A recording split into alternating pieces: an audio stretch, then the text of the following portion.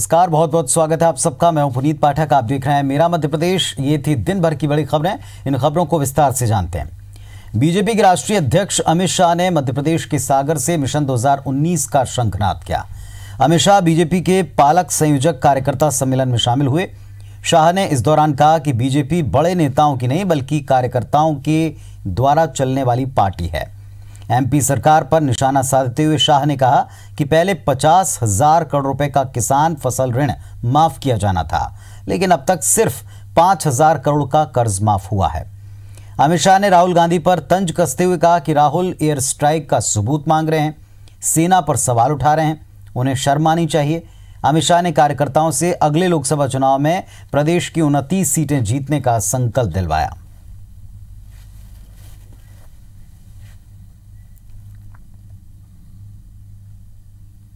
शिवराज सिंह की सरकार थी।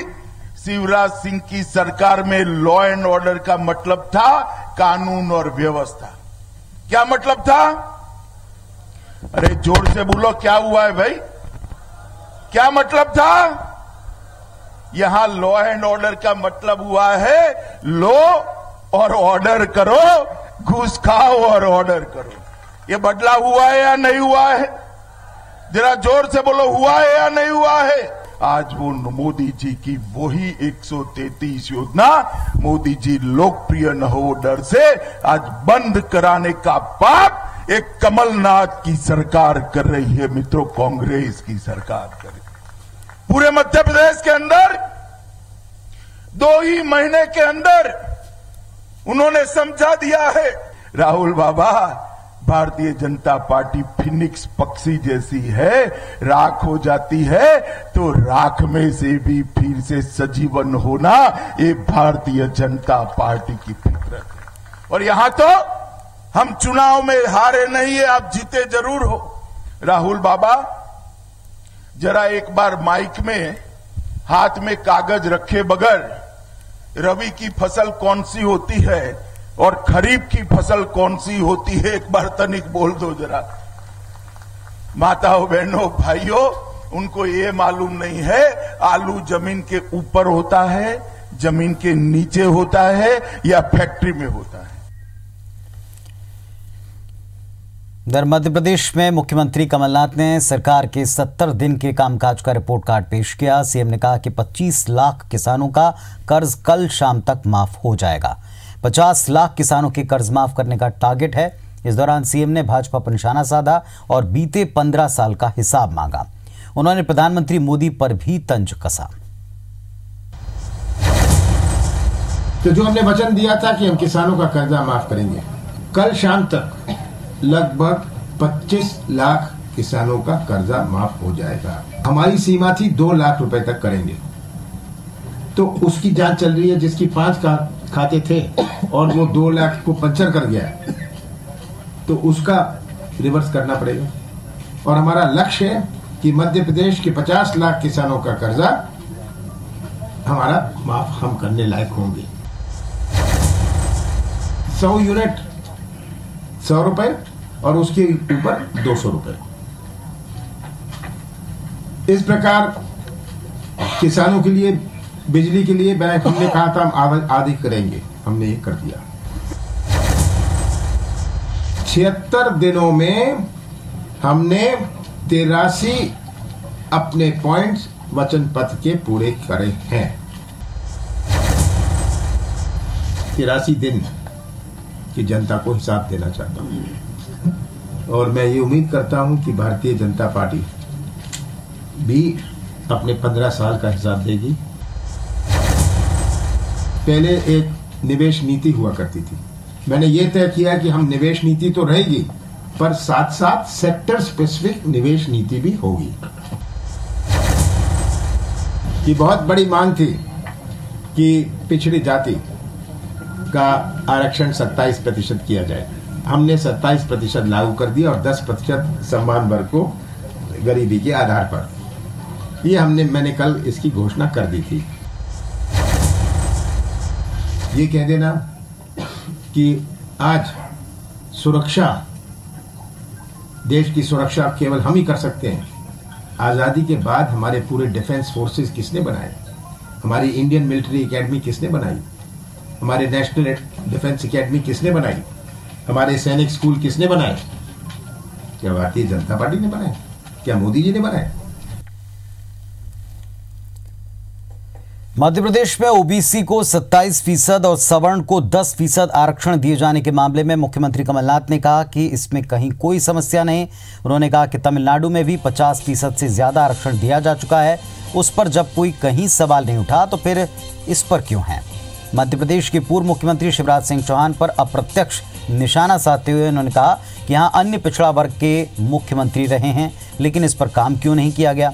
कमलनाथ ने कहा कि जब संविधान में 50% आरक्षण को ही पंचर कर दिया गया तो प्रदेश सरकार की तरफ से आरक्षण देने में कहीं कोई समस्या नहीं आनी चाहिए।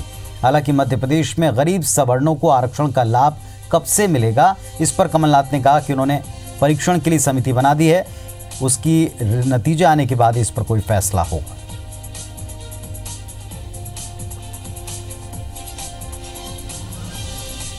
ये जो 27% है, 50% पहले था लिमिट। तमिलनाडु में तो 50% नहीं है, और अब ये 50% तो पंचर हो गया। किसी ने चैलेंज नहीं किया। मैंने इससे कई वकीलों से बात करी कि ये क्या गैर कानूनी तो नहीं होगा, पर एक दफा 50% अगर पंचर हो गया है और किसी ने चैलेंज नहीं किया है तो हमारा 27% करने में क्या खराबी है? एक्टर सलमान खान मध्य प्रदेश के ब्रांड एम्बेसडर बन सकते हैं। मुख्यमंत्री कमलनाथ ने बताया कि फोन पर सलमान से इस बारे में बात हुई है, उनसे मध्य प्रदेश में योगदान देने की अपील की गई है। कमलनाथ ने बताया कि संस्कृति और पर्यटन विभाग को प्रमोट करने के लिए उनसे बात हुई।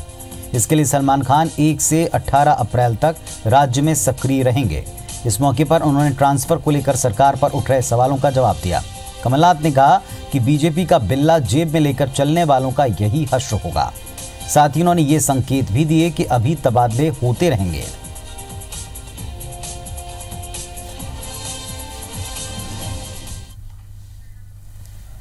मध्य प्रदेश में इन दिनों लोकार्पण और शिलान्यास का श्रेय लेने पर जमकर विवाद हो रहा है। भोपाल से लेकर ग्वालियर तक इस पर सियासत गरमाई है। इस मुद्दे पर भाजपा कमलनाथ सरकार के खिलाफ प्रदेश भर में आंदोलन करेगी। इसकी शुरुआत ग्वालियर से की जा रही है, जहां इसका जिम्मा सांसद अनूप मिश्रा संभाल रहे हैं। पार्टी कार्यकर्ताओं के साथ मिलकर आंदोलन की रणनीति बनाई। सबसे पहले निगम कमिश्नर को ज्ञापन और फिर कलेक्ट्रेट के घेराव की रणनीति बनाई गई। अनूप मिश्रा ने कहा कि सोमवार को हुए आंदोलन में कांग्रेस के मंत्रियों के इशारे पर बीजेपी के 400 से ज्यादा कार्यकर्ताओं पर झूठा मामला दर्ज किया गया, जबकि वे शांतिपूर्ण तरीके से 1000 बिस्तर के अस्पताल के भूमि पूजन का विरोध कर रहे थे। बीजेपी सांसद के मुताबिक कांग्रेस के मंत्री और विधायक बीजेपी सरकार के कार्यकाल में शुरू किए गए तमाम विकास कार्यों में अपने नाम की पट्टिका लगाकर दोबारा भूमि पूजन और शिलान्यास कर रहे हैं, और इसी बात के विरोध में पूरे प्रदेश में आंदोलन किया जाएगा।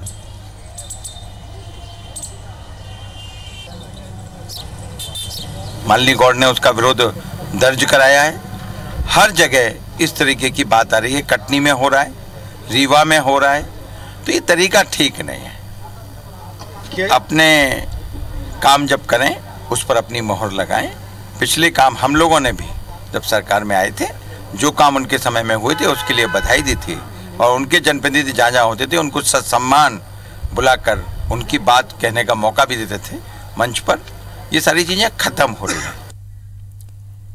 मध्य प्रदेश कांग्रेस में परेशानी खत्म होने का नाम नहीं ले रही है। निर्दलीय विधायक सरकार पर लगातार प्रेशर पॉलिटिक्स के तहत काम कर रहे हैं। बुरहानपुर से निर्दलीय विधायक सुरेंद्र सिंह ठाकुर की नाराजगी भी सामने आई है। निर्दलीय विधायक का दावा है कि सरकार निर्दलीय उम्मीदवारों को भूल गई, न अब मंत्रिमंडल में कोई फेरबदल होने वाला है। सिर्फ मंत्री बनने की बातें की जाती हैं लालच के तौर पर, लेकिन मंत्री बनाया नहीं जाएगा। सुरेंद्र सिंह ठाकुर ने मंत्री नहीं बनाए जाने पर तर्क देते हुए कहा कि सरकार ने घोड़े के गले में गाजर बांध दी है और अब लोग इस गाजर के पीछे भाग रहे हैं।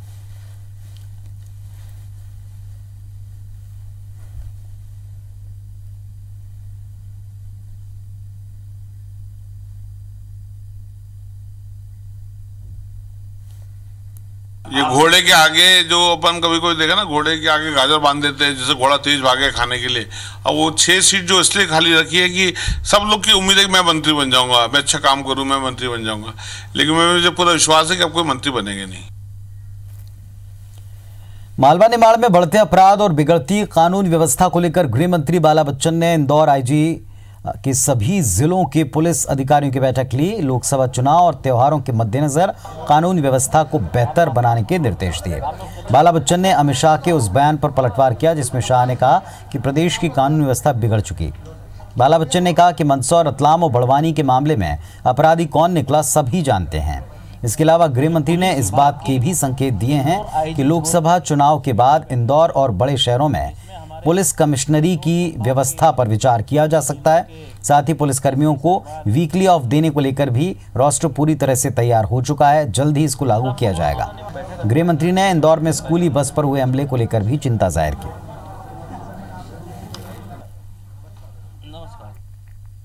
इसमें लोकसभा का चुनाव है, कुछ आने वाले त्यौहार है, जैसे अपने इस इंदौर संभाग के धार, अलीराजपुर, बड़वानी, खरगोन, झाबुआ में भगोरिया को जो पर्व होता है, तो जो भी त्यौहार आने वाले हैं, लोकसभा के जो चुनाव हैं, इन सब में कानून व्यवस्था बनी रहे मजबूत और सबके लिए पुलिस के हिसाब से जो कानूनी पॉइंट ऑफ व्यू से सब जगह सतर्कता बनी रहे, कसावट बनी रहे। फेसबुक पर देवी देवताओं पर की गई अभद्र पोस्ट करने के आरोपी की एफआईआर निरस्त करने के आवेदन पर हाईकोर्ट की ग्वालियर बेंच ने एक अनोखी शर्त रख दी। हाईकोर्ट ने आरोपी संजय कुश्तवार को 1000 बार राम का नाम और 1000 बार हर हर महादेव लिखकर आने के लिए 1 हफ्ते का समय दिया। इसके बाद ही आगे की सुनवाई होगी। वहीं आरोपी ने अभद्र पोस्ट डालने से इनकार करते हुए कहा कि गलती से बच्चों ने पोस्ट डाल दी। दरअसल भिंड जिले के लाहार के संजय कुश्तवार की फेसबुक आईडी पर 2 अगस्त 2018 को भगवान राम, ब्रह्म और कृष्ण भगवान को लेकर आपत्तिजनक पोस्ट की गई थी, जिसके बाद वकील प्रवीण त्रिपाठी ने पोस्ट के प्रिंट के साथ एफआईआर दर्ज कराए। इसके बाद संजय ने एफआईआर निरस्त कराने के लिए हाईकोर्ट की ग्वालियर बेंच में एक आवेदन लगाया। अब 1 हफ्ते के बाद अगली सुनवाई है। आवेदक से ये गलती हुई है कि उसके मोबाइल से हिंदू देवी देवताओं के खिलाफ कुछ गलत पोस्ट हुआ है। माननीय न्यायालय ने पाया कि गलती कोई बहुत बड़ी नहीं है, मोबाइल से कुछ टच हो गया होगा, तो 1000 राम नाम और 1000 हर हर महादेव के मंत्र लिख के कोर्ट में पेश करेगा वो, और उसके बाद अगली सुनवाई अगले सप्ताह में होगी। चलिए एक अहम खबर की तरफ चलते हैं। भोपाल से एक अहम खबर है। भोपाल नगर निगम को स्लॉटर हाउस निर्माण की खातिर एजेंसी तय करने के लिए 22 अप्रैल तक की मोहलत दी गई है। आज इस मामले में सुनवाई के दौरान नेशनल ग्रीन ट्रिब्यूनल ने ये मोहलत दी है। एनजीटी ने नगर निगम को सख्त लहजे में निर्देश दिया कि तय समय सीमा में एजेंसी फाइनल कर लें। नगर निगम की ओर से कहा गया है कि 17 अप्रैल को एजेंसी तय करने के लिए टेंडर खोला जाएगा। एनजीटी में अगली सुनवाई 23 अप्रैल को होगी।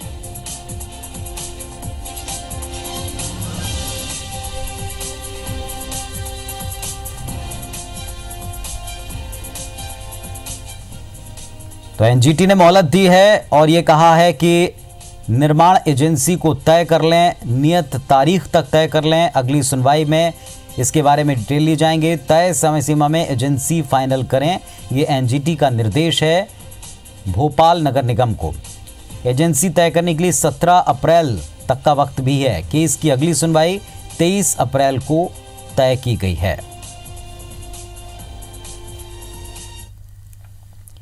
बीते गणतंत्र दिवस पर सीएम कमलनाथ के भाषण को कलेक्टर से पढ़वाने के बाद विवादों में आई मध्य प्रदेश की मंत्री इमरती देवी का मजाक उन्हीं की सरकार के दूसरे मंत्री उड़ाने में लगे हैं।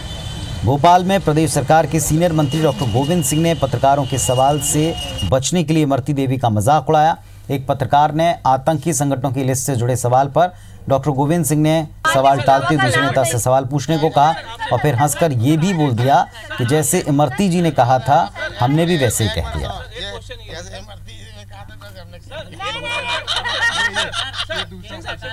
मिनिस्ट्री ऑफ होम अफेयर्स की साइट पे कुछ 40 ऐसे आतंकवादी संगठनों के नाम लिखे हुए हैं जो बैन है इंडिया की तरफ से, लेकिन उन 40 संगठनों में जमाते उद दावा। अब इसका जवाब हमारे सर, जमाते उद दावा का नाम नहीं है।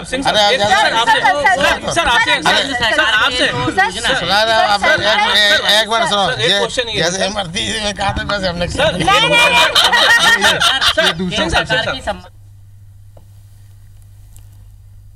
देश में हुए स्वच्छता सर्वेक्षण में इंदौर ने हैट्रिक तो लगा दी, लेकिन सरकार बदलने के बाद से बीजेपी पार्षद दल और अधिकारियों के बीच आपसी खींचतान भी काफी बढ़ गई है। जो एमआईसी सदस्य पहले निगम के अधिकारियों की तारीफ करते थे, अब वही सदस्य निगम अधिकारियों पर आरोप लगा रहे हैं। एमआईसी सदस्यों ने आरोप लगाया कि प्रदेश में सत्ता परिवर्तन के बाद से अधिकारी केवल कांग्रेस पार्षद दल और नेता प्रतिपक्ष के इशारों पर काम कर रहे हैं। एमआईसी सदस्यों के वार्डों में जो काम किए जाने हैं उन फाइलों पर ध्यान नहीं दिया जा रहा। वहीं इंदौर नगर निगम में सबसे ज्यादा चुने हुए सदस्य बीजेपी के हैं, लेकिन महापौर के निर्देश को भी दरकिनार किया जा रहा है। हालांकि पहला मौका नहीं है जब बीजेपी पार्षद दल ने आरोप लगाए हों। इधर कांग्रेस पार्षद दल का कहना है कि निगम में वही अधिकारी हैं जो पहले थे, उन पर किसी तरह का कोई दबाव नहीं बनाया जा रहा। नए अधिकारी जो आजकल करा रहे हैं नगर निगम में सरकार, वो अपनी मनमर्जी से चला रहे हैं। हमारी जानकारी में कुछ भी नहीं दे रहे, प्रभारियों को कुछ भी नहीं बता रहे हैं। स्मार्ट सिटी में 772 एकड़ लेकर इंदौर का 4 नंबर विधानसभा का शहर एरिया विकसित करने की इनकी राजनीति आपके सामने आई है। 2 नंबर और 4 नंबर की लड़ाई पूरे शहर में मशहूर हो चुकी है। स्वच्छता मिशन के तहत जबलपुर नगर निगम ने लोगों को स्वच्छ भारत अभियान से जोड़ने के लिए करोड़ों रुपए खर्च किए, कई कार्यक्रम किए। अभियान से न तो लोग जुड़ पाए, न शहर की सड़कें अब तक कचरा मुक्त ही बन पाए। आलम यह है कि स्मार्ट सिटी में बाजी मारने वाला जबलपुर स्वच्छता अभियान में 25वें पायदान पर पहुंच गया। अब विपक्ष निगम प्रशासन को आड़े हाथों लेने से चूक नहीं रहा। कांग्रेस की माने तो नगर निगम के स्वास्थ्य विभाग ने पैसों की फिजूल खर्ची में ज्यादा रुचि ली, जिसका परिणाम यह हुआ कि स्वच्छता में शहर फिसड्डी निकला। प्रचार प्रसार में कागजों में ये दिखता रहा। डोर टू डोर कचरा कलेक्शन योजना भी फेल हो गई। शहर के लोगों ने भी निगम के प्रति गुस्सा जाहिर किया। लोगों का आरोप है कि बेतुके आयोजन कर आम जनता का पैसा खर्च किया जा रहा है।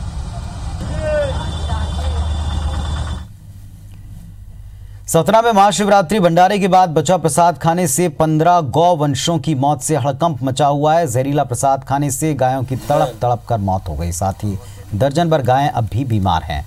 मामला शहर से लगे पशुपतिनाथ मंदिर का है, जहां हर साल की तरह महाशिवरात्रि पर भंडारे का आयोजन हुआ, लेकिन बचे हुए प्रसाद को दूसरे दिन जमीन में गाड़ने के बजाय खुले में फेंका गया और इसको खाने से 15 गायों की मौत हो गई, कई बीमार पड़ गए।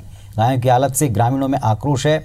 सरपंच ने मंदिर प्रबंधक के खिलाफ सिविल लाइंस थाने में शिकायत भी दर्ज कराई है।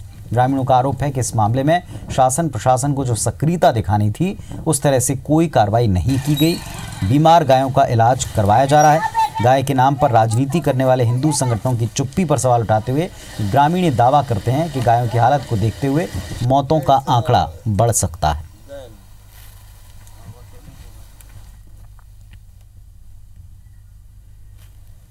इस बुलेटिन में फिलहाल इतना ही, लेकिन खबरों और अपडेट्स के लिए आप जुड़े रहिए IBS 24 के साथ। नमस्कार।